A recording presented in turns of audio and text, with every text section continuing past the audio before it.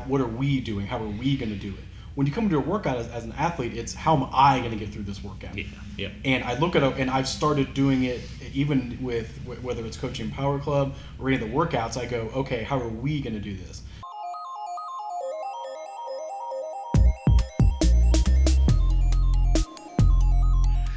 Good morning, everyone. This is Jared Bass with Mark McCain, and you are listening to Triumph Every Day. We discuss the journeys that shape the lives of our guests and how it brought them to where they are today. And we have our brand new... Have you guys passed officially yet? No, they're not official. Don't jinx me. Oh, We should have waited. Should have waited for this podcast. Well, it'll be released probably after they get the results. That's true. It could be. This could be a good podcast or a bad podcast. There might be an asterisk next to the title. Welcome, Mike and Adam. They just got done with their L1 over at Cincinnati Strength. What episode was Steven on?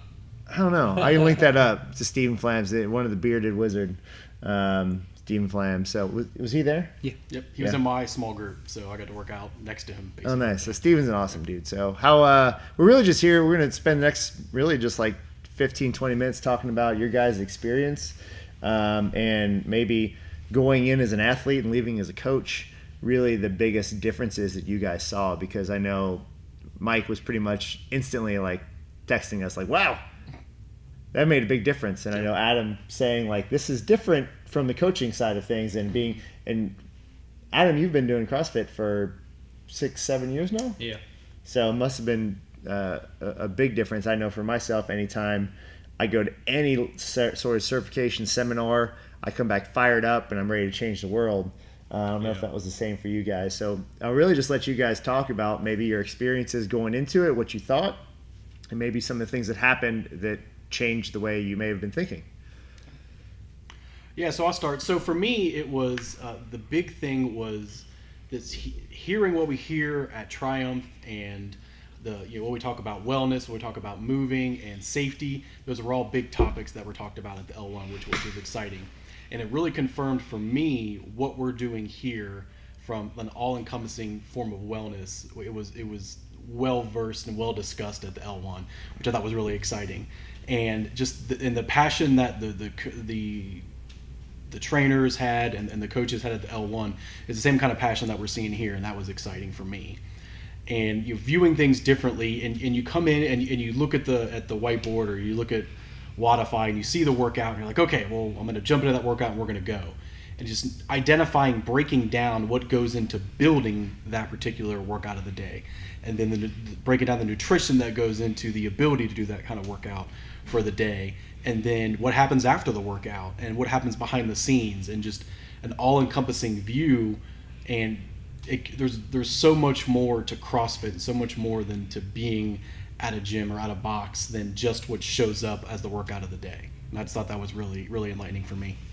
Yeah, those trainers are pretty phenomenal. Anytime that their CrossFit training staff is world class. Mm-hmm. World class. I mean, all the people I've ever seen, it's just like, wow, I am so far behind. And I know you were very complimentary to our gym, but I look at those guys and I'm like, man, I strive to be like that every day. Mm-hmm. Adam, what about you, sir? Because I've been doing CrossFit for like 6 years, the movement standards and everything was nice to visit and hearing some different cues. But I think some of the things that really set with me were the logistics and the theories of CrossFit and programming and everything like that. Because they had a lecture about class organization and then programming, and those are things that I never really thought of, mainly because I just come in here and I'm like a sheep. You tell me what to do, I do it. Just keep on and you're going. Coming in the morning, so you're mildly still asleep. Right, and it's an hour. But someone that's actually training, coaching, you're organizing, you're leading people. So, and some of those values that they even talked about there, I can actually bring with me to, the full-time job that I work as well. So I mean, it was, I don't know, it was great to go to something, because I haven't done anything like this since college, to do any kind of like self-improvement.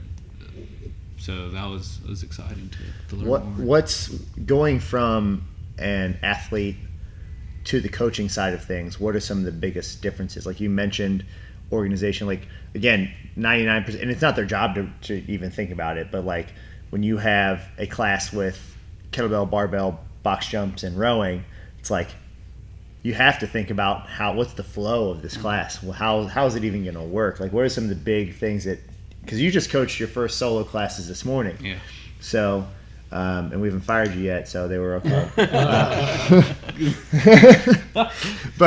But in all reality, like what's the difference going from the coach or the athlete side to the coaching side? So I think communication and like, I don't want to say transparency, but just informing, educating everyone in the class why you're doing it. And I think that's something that, Chris, who's typically the coach when I come in, he always does a great job of it, but he does it pretty like nonchalantly. Like, so it's interesting. So when I go through the workout and the warm up, I'm like, so why exactly are we doing this? Mm-hmm. Okay, yeah. Like today's was jump rope, and the one thing we did was like you jump up and tap your hips twice. Well, we're doing that because it's basically a double under, but without a rope, and you're just working on timing and the flick of the wrist and everything like that. And then what? The rowing without being strapped in, why are you doing that? Well, because you're focusing on using your posterior chain and stuff like that was just, I never thought about that, but I think educating people, why are we doing this? Yeah. Is it harder than you thought it would be? Absolutely. Okay. Yeah, and Adam has hit on it a couple times, and it pops every time he says it, is what are we doing? How are we going to do it? When you come to a workout as an athlete, it's how am I going to get through this workout? Yeah. And I look at it, and I've started doing it even with whether it's coaching Power Club or any of the workouts. I go, okay, how are we going to do this? Thinking about my movers, what are some hiccups, or what are some areas that we might have to scale? What would be the scaling option to keep the same stimulus? Whereas before I would go, okay, it's muscle ups. I can't do a muscle up, so what am I going to do? Well, I'm going to do banded pull-ups, and then I'll throw dips on afterwards. But now there might be other scaling options that I'm going to have to work with another athlete on that I would have never even considered because it's not something that I've done or a way that I would scale it. Yep. So not only do I have to know how I would work out, I have to know what the other 3, 4, even 5 other options there might be for a workout so that we still keep that stimulus, still keep the heart rate up, but then the athlete feels that they're being coached and they get the best workout they could that day. Yeah. Did they open up the seminar with the What is CrossFit? Mm-hmm. Yeah. Yeah. So I feel like that's almost like they set the tone for the entire weekend, probably with that. Yeah. So that's kind of how we have to set the tone for the class. Is that first like minute 0, hey guys, come over to the board, listen up, and then this is our objective over the next 60 minutes. Mm-hmm. So again, and seeing that from kind of the behind the curtain, when we're doing our programming, laying out the whole week on our Monday kind of meeting, it's just it's so important. And again, that's one of those things we've learned over the years, right? We've made a ton of mistakes, and you've even seen CrossFit as a whole just evolve so much into more professional organization to where now they do churn out. I think the hit on CrossFit, right, is, hey, you guys go for a weekend and then poof, you're trainers. But for me, and I think Jared can say the same thing, and I'd like to hear you guys, and it's too early to tell, but do you feel like you're just starting, right? Yeah, I mean, you're literally just starting, Yeah. but I know you guys have both been doing CrossFit for a while, but is it almost like this rebirth now of like, oh, there's a different side to this thing? Yeah, I would agree with that. And they even pointed that out, that yes, you'll have a certification and you'll have some of the skill sets, but you're still in your infancy in coaching, and they did hit on that. And my goal isn't to go out and they go, okay, great, I've got the certification, I'm a coach now. Now I've got a great base to build on, so that I can start going down this path to be a better coach, a week from now, 2 weeks from now, a month from now, and then hopefully, as long as we keep signing contracts, 6, 8, 10 months, and then hopefully years down the road. And I don't look at this as I spent a weekend to get a little bit better and to help out. This is a kind of a not a career shift, but a lifestyle change where that this is going to be a part of my life every week now for the foreseeable future. Not only do I want to get better, but I'm passionate about making everybody else here and in my environment better. And that's something they did hit on quite a bit at L1. but it's something that we're growing here. Is let's be better today, and let's keep focusing on that. I definitely feel that responsibility. I'm sure Jared does too, as owners, but as trainers and just as people in this community that kind of hold ourselves to that high standard. It's part of the reason I don't use social media as like a platform to like, spew all my beliefs on, as far as like whether that's, politically or whatever, but also just simple stuff like not eating crappy food, in the presence of members. At least I try to avoid that. There's obviously those, parties and stuff like that occasionally where you let yourself loose a little bit, but almost like subconsciously sometimes if I'm eating out in public or if I'm in Kroger's or, the grocery store, I'm like, if a member came up and saw my cart, like, or they'd be like, oh, I see you got 5 pints of ice cream in there, Did anything surprise you guys from the weekend? I think how professional it was, but not to put it as a dig to CrossFit, I just didn't really expect anything. I kind of went into it pretty blind.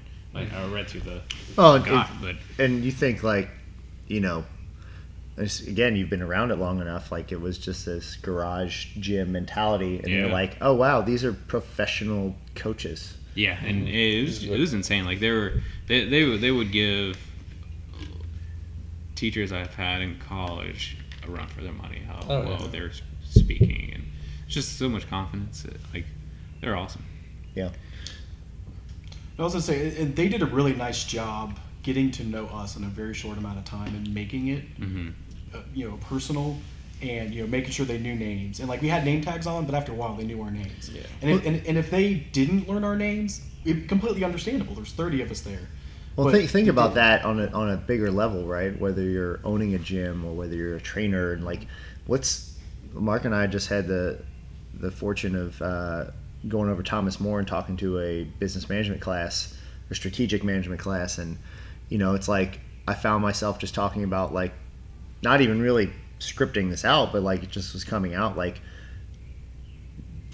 hire nice people and learn, like, build a community. Don't buy expensive equipment. Like, that's really what it comes down to. Is like, we're in the customer service industry, because you have to understand where people are coming from. You have to, meet them where they're at. They don't care what kind of barbells you have, like, they don't care, like, granted, you can't, how fast you could do frame. Yeah, they really don't care about your performance. They could care less about your performance. Mark or I could be a professional athlete, and it's not going to affect our business one way or the other. I could be a professional athlete. Yeah. I choose to do this. Bulgarian pitcher. Yeah. But yeah, I think anytime you go to those seminars, certifications, like, it just shines a new light. Even if you just take away one or two things, because again, like you said, it's like drinking from a fire hose. I mean, you come back with all these ideas, and I think Kelsey even mentioned it on our last call, like, hey, bring a notebook and write stuff down as you go, because you have all these ideas right when you leave, and you're like, you forget what they are, or time passes, and the chance to implement them passes you up. But I think that just really striving for, like you said, being better today in one way or another, however it can be, makes the biggest difference in the long run. I talked to Adam a little bit about the nutrition aspect. Curious to what you guys took away from that. So I would have thought they would have honestly gone into a little bit more on, like, their kind of war on sugar, a little bit more than what it sounds like they did. Was it kind of broad? I mean, they touched on the sugar piece, but I think they're really focusing on that hierarchy of meats, vegetables, nuts and seeds, some fruit. Zone. Yeah, I mean, zone, but they were like, they focused a little bit, like, they mentioned blocks and they mentioned stuff like that, and how it's a way to measure food, but not necessarily be as like down to the actual gram of food. Yeah. And they did it that way, which was good. They did mention that the number one thing we could do is just cut out soda, sugary drinks. Yeah. And I think the point was to eat so that you maintain your performance, But then they also identified the performance is different, where you may have athletes that do need to lose some weight. You may have some athletes that in the rare occasion have to gain weight, but then what are you eating so that you can come here and give your best hour? Yeah. And I think that was the big takeaway. And there was a couple mentions of the war on sugar, but I think that in that class, the main point was to ultimately focus on a macro level, the things that you could eat that you can perform your best, not only in the gym, but then in life. What about, when I took my level 2, it was like some obvious know-it-alls in a couple of the groups. And, not that they're shut down by the coaches, but just curious, like what the atmosphere was like, with all the people that were there. I think it was a lot of, I don't know, there wasn't any showboats in there. I mean, there was some guys that you could tell were very athletic, and some girls that were, that looked like they would do a really good Fran time. But yeah, everyone there was, I don't know, very down to earth. They kind of just seemed like they just wanted to do better, and they weren't cocky. That's great. No, I mean those are great things to hear. As a coach, as someone who's striving for not only us to be excellent, but like the community at large that we're in. Mm-hmm. That's what you want, right? You don't want people who are basically saying how awesome they are. Yeah, and obviously I think we're getting away from that, just from the HQ kind of de-emphasizing the CrossFit Games and really, stating that if there's 500 gyms that have sent, some team athlete, whatever, to the games, there's 5,000 that have seen an athlete lose over 100 pounds. Mm-hmm. And, this CrossFit Health movement is real, and I would love to have Janelle and Melanie on here to talk about their experience.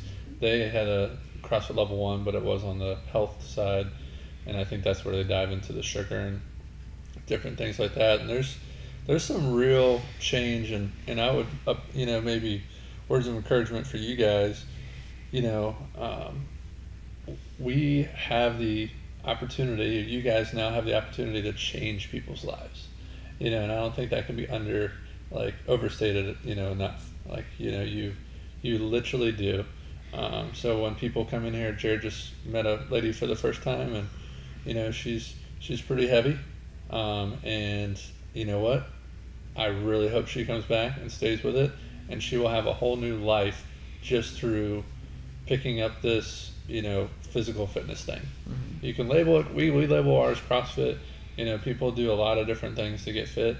And we were in there at Thomas More, and one of the questions was, how do you guys differentiate, and maybe not that verbatim, but how do you guys differentiate yourself in the market? We build a community, like Jared said, we have a community.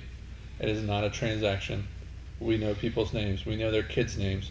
We know, where they work, where they're going on vacation, weddings, all these things. We're doing this year for Murph. We're going to institute absolute mayhem for our coaches for the betterment of the community. Like, it's going to be absolutely insane to run probably 100+ people through Murph in an hour, but we're going to do it with the idea that it's going to allow us as a community to do this together, not having these 3 or 4 separate times. Mm-hmm.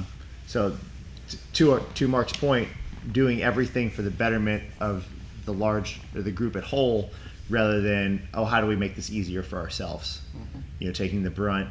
We talk about it all the time for our coaches, is no one else, like, we care, Mark and I care, but no one else cares about what's going on. You're here for them, and that's how we try and put our foot forward every single time. So I do want to respect your guys' time and taking your time out of your day. I know it's a pretty short little podcast here, but we really just wanted to get your guys' thoughts and feelings on how things went over this past weekend. Adam, what do you want to say to the community here about what they can expect from you on a daily basis? Wow, dude. Are you the new Iron Fist ruler? Yeah, so I accidentally, today I hit the wall with a PVC pipe because someone wasn't listening to me. I know that's a little unlike me, but... Legitimately, Adam, how much fun is it having coaches in class? I hated it. I don't know what it is about Ask any coach here. Anytime another coach is taking your class, you're just like, oh god. It was weird. I took Adam's second class ever at 6 a.m. this morning. And he yelled at me a lot. I forgot how to use the rowing machine. It was weird. Well, and I asked him, I said, do you remember where the exit is? Because you might see that again. Oh my He god. picked my gym bag up, shook all the stuff out, and said, "Get out." I think your lights All are right. on in your car. I ate a sandwich. Shook him upside down by his ankles. Give me your lunch money. So, in all seriousness, what are you guys looking forward to the most? Well, first, I'll ask a couple questions. What are you guys looking forward to the most about kind of continuing on with some coaching? So for me, it's changing the idea for myself that I'm here for me, that I can be a resource for everyone. And so for me, like I come from a counseling background where I want to bring the best out in everybody. So that's my goal, and do that on the micro levels every single day. Help every person that sets foot into our gym to make them better that day, and then the next day challenge them to be better than they were the day before. And I can build off that now. Is it if I have a set schedule, I know I'll see that person again next Tuesday. If that's my schedule, that you'll get to create that relationship. So for me, is create those relationships, and to provide the environment and provide the positivity that we and all of us here at Triumph can ultimately get better. And whether that's the micro, whether that's the macro, but just walk out of here going, yep, I'm better today, and I'm going to make other aspects of my life better outside the gym. That's You should have went first, Adam. That's a What was pretty the good answer. question? So, what are you looking I forward was to? when you say what he said. Yeah, what are you looking forward to the most about coaching? Free waters? I want. Yeah, there's free waters. Yeah. No, I just want people to have fun, but also crank up the intensity. So, maybe laughing at a few of my jokes, whether you really think they're funny or not. And then also, some of the things I learned, I'm just kind of excited to bring those new perspective, cues of movement and doing that kind of thing. It was Cool. fun No, I to think crush. that's the best thing about coaching is you have all these different personality types and all these different things that you're going to bring to be able to bring to a class, whether that's your charisma, your technical ability, your ability to connect with people on a one-on-one basis. And like, I'm really good at some things and really bad at others. But the cool thing is we have this group of people that allows us to fill in the gaps where I may struggle, and I can fill in other people's gaps. Yeah. That sounded sexual at the end. All right. Anything else? I think we're good. That's a good way to close it. That's a good way to We're close it. excited to have you guys. Yeah. Thank you. Oh, thank you. Yeah, I'm really pumped to be expanding our group of people or leaders really to push our community in the right direction. So thank you guys very much. I'm excited and fired up. And thank you all for listening to Triumph Every Day. Make sure you subscribe on YouTube, iTunes, and everywhere your favorite podcasts are found. Find us at TriumphStrength.net, on Instagram at TriumphStrength, and Facebook at Facebook.com/TriumphStrength. Thanks again.